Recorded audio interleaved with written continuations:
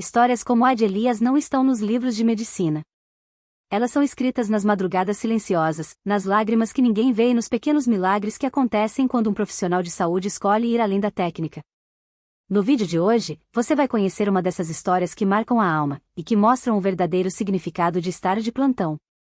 Ana, a enfermeira que protagoniza este relato, jamais imaginou que uma simples decisão, o buscar um violão antigo no armário do hospital, mudaria sua forma de ver a vida, a profissão e a dor. Esta não é uma história sobre morte, mas sobre humanidade. É sobre música no meio do silêncio, sobre presença no meio do fim. Em cada capítulo, você vai sentir as emoções, os conflitos internos, os dilemas éticos e as pequenas vitórias que ocorrem nos bastidores de uma ala hospitalar. Prepare-se para se emocionar com cada detalhe, com cada escolha feita sob pressão, e com cada gesto de carinho no meio do caos. Se você acredita que a saúde vai além dos exames e dos protocolos, então esta história é para você. Aperte o cinto do coração e venha comigo até o final desta jornada tocante. E se você já viveu algo parecido, deixe seu comentário. De qual cidade e país você está nos assistindo agora? Quero saber onde esta história vai chegar. Ah, e se você ainda não é inscrito no canal Vidas de Plantão, se inscreva agora mesmo. Ative o sininho, deixe seu like e compartilhe este vídeo com alguém que precisa lembrar que ainda há beleza nos momentos mais difíceis. Agora sim, vamos ao primeiro capítulo dessa história que começa com uma canção, e termina com uma lição. A música que veio da dor. A madrugada começara como tantas outras, pacientes com dores crônicas, alguns pedidos de analgésico, um idoso em observação, e o barulho constante dos monitores cardíacos. Ana fazia seu plantão com agilidade. Já estava há 8 anos no hospital e sabia que os piores momentos aconteciam entre 2 e 4 da manhã. Era nesse intervalo que a angústia batia mais forte nos pacientes, e nos profissionais também. Foi quando o técnico de enfermagem, Gustavo, se aproximou dela com uma expressão estranha. Ana, o Sr. Elias pediu uma coisa inusitada. Ele quer o violão dele. Ela franziu o senho, surpresa. Violão? Gustavo confirmou. Disse que está no armário da ala de reabilitação. É o dele mesmo. Está limpo, bem guardado. O médico autorizou. Ana hesitou. Tocar violão em um quarto de cuidados paliativos não era exatamente o protocolo. Mas havia algo no olhar de Elias que desarmava qualquer rigidez. Ela foi até o armário, encontrou um instrumento cuidadosamente guardado em um estojo antigo, e voltou até o quarto 304.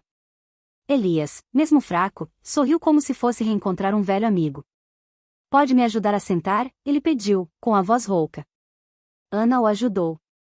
Ele colocou o violão no colo, acariciou as cordas como quem reencontra uma parte do próprio corpo. E então começou a tocar. A primeira nota foi trêmula, mas logo a melodia se formou no ar. Era suave. Reconhecível. Era Bach? Não. Era algo mais popular. Simples. Profundo. A música atravessou as paredes. Enfermeiros de outros setores foram até lá. Até o segurança do andar apareceu na porta. Ninguém dizia uma palavra. Alguns choravam. Elias continuava, com os olhos fechados, como se voltasse para outra época, para um palco, para uma sala de aula cheia de alunos. Aquela música falava mais que palavras. Ana encostou na parede e deixou-se levar. Era como se o tempo tivesse parado. Aquela melodia tinha algo sagrado. De repente, ela entendeu, ele não tocava para si mesmo, mas para se despedir. Não da vida, mas do silêncio. Da dor. Das paredes brancas. Ele transformava a morte em arte. Quando terminou, abriu os olhos e disse baixinho, agora posso descansar. Ana se aproximou, segurou sua mão e ficou ali. Ele não morreu naquela noite. Mas algo nele partiu. Uma parte leve, livre, em paz. Ana sabia, aquilo era mais do que um plantão. Era uma aula de humanidade. Naquela noite, depois da música, os pacientes pareciam mais calmos. Os profissionais se olharam de forma diferente. Algo havia mudado. E não era só o som no ar. Era a lembrança de que, mesmo na beira do fim, ainda se pode fazer algo belo. Elias guardou o violão de volta no estojo. Pediu que o deixassem ali, ao lado da cama. Ana prometeu que cuidaria dele. E assim fez. Durante os dias seguintes, ia até o quarto só para conversar. Ele contava histórias de quando era professor, dos alunos que viraram músicos, dos que falharam, dos que insistiram. Em cada palavra, havia vida. Em cada silêncio, havia música. Ana aprendeu, ali, que às vezes um gesto simples é mais poderoso que qualquer procedimento. E que, mesmo num plantão noturno e cansativo, a arte pode salvar, ainda que por algumas horas. O eco da canção nos corredores. Na manhã seguinte, os corredores ainda murmuravam sobre o que havia acontecido. O zelador comentou com a copeira. A recepcionista comentou com uma mãe na fila da triagem. A história do homem do quarto 304 que tocou violão de madrugada se espalhava como um sussurro encantado. Ana, que havia terminado o plantão, saiu do hospital com o coração diferente. Ela caminhava pela calçada como se carregasse algo precioso.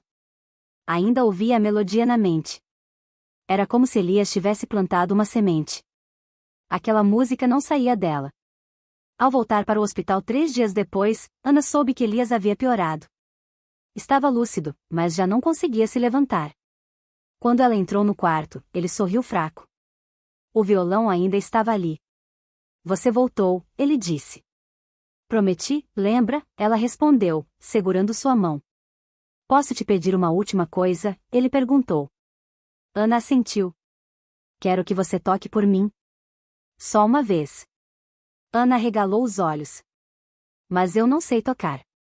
Elias sorriu, então aprenda. Toque do seu jeito. Ela riu, mas prometeu tentar. Pegou o violão naquela noite e levou para casa. Durante 3 noites, Ana, que nunca havia estudado música, aprendeu a tocar aquela melodia. Ela errava acordes, chorava sozinha, ria das próprias falhas. Mas aos poucos, encontrou um jeito de fazer a música soar. Um jeito dela. Um jeito de Elias. Na semana seguinte, voltou ao hospital. Elias já não falava muito. Mas quando ela entrou com o violão, os olhos dele se encheram de lágrimas. Ana se sentou ao lado da cama e tocou. Não foi perfeito. Mas foi verdadeiro. A melodia preencheu o quarto. Dessa vez, Elias dormiu sorrindo. No dia seguinte, ele partiu.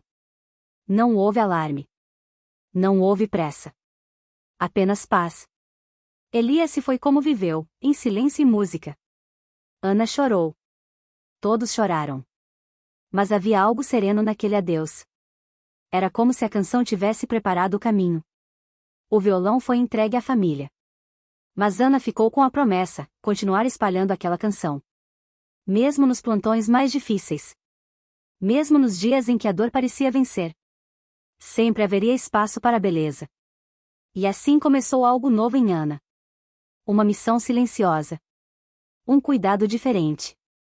O de lembrar, a cada plantão, que o som da humanidade pode ser mais forte do que qualquer máquina. Quando o cuidado transforma.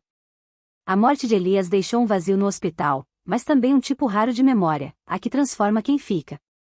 Ana sentiu isso nos dias seguintes. Percebeu que algo nela havia mudado. Ela começou a ver os pacientes com outro olhar. Já não enxergava apenas prontuários, mas histórias não contadas. No setor de pediatria, um garoto chamado Kaique chorava todas as noites, sentindo falta da avó. Ana, ao invés de medicar de imediato, sentou-se ao lado dele e perguntou qual era sua música favorita. Ele respondeu Aquarela, do Toquinho. No dia seguinte, ela trouxe uma caixinha de som e colocou a canção bem baixinho. O garoto sorriu pela primeira vez em 3 dias. Os colegas começaram a notar. Ana agora andava com pequenos fones de ouvido no bolso, um bloquinho de anotações com letras de músicas, e um brilho no olhar que não existia antes. Ela não havia deixado de ser enfermeira. Mas agora era mais. Era também ponte entre a dor e a esperança. Um médico residente comentou com ela: você está diferente. Mais leve, mesmo em meio ao caos. Ana sorriu. É que eu aprendi que não dá para salvar todo mundo. Mas dá para cuidar de um jeito que a pessoa se sinta viva até o fim. Um dia, uma senhora em cuidados paliativos se recusava a se alimentar. Estava deprimida, sem vontade de continuar. Ana perguntou: qual a sua lembrança mais feliz?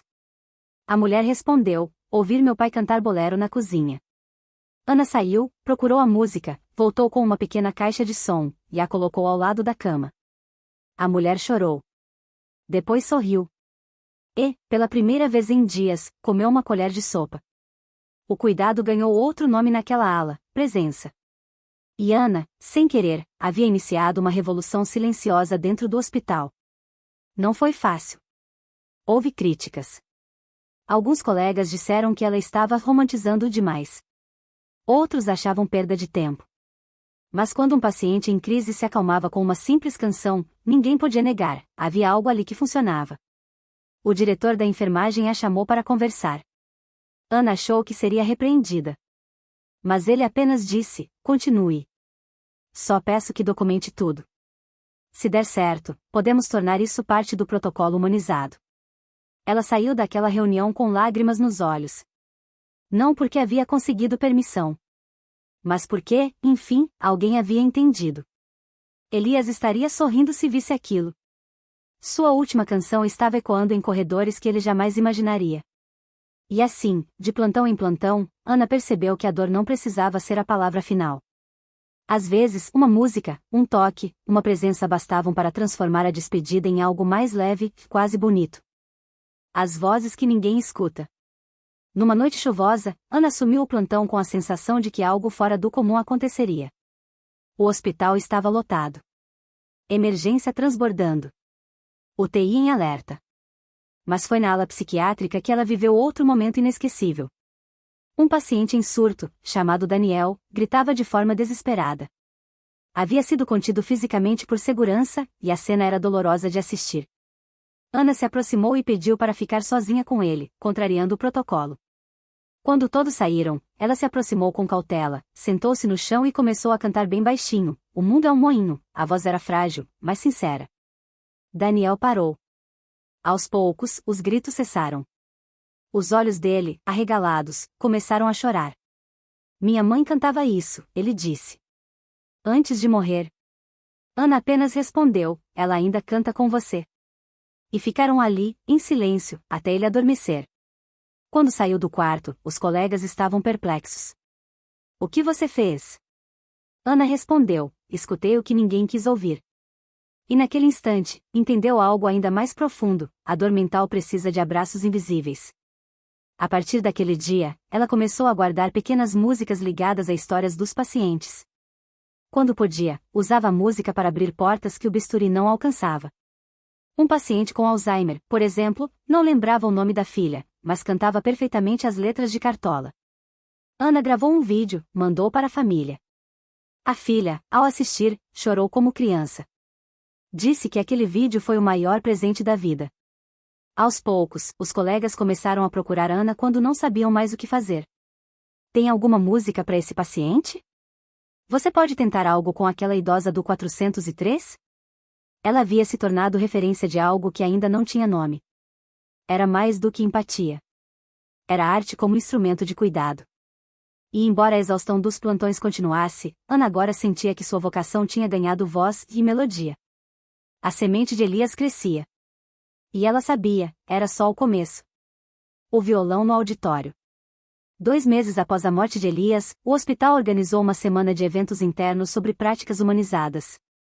Ana foi convidada a compartilhar sua experiência. Sentiu medo. Não era palestrante. Era apenas uma enfermeira com histórias demais no peito. Subiu ao palco com o violão de Elias emprestado pela família, que autorizou a homenagem. O auditório estava cheio. Médicos, enfermeiros, estudantes, até alguns pacientes em reabilitação.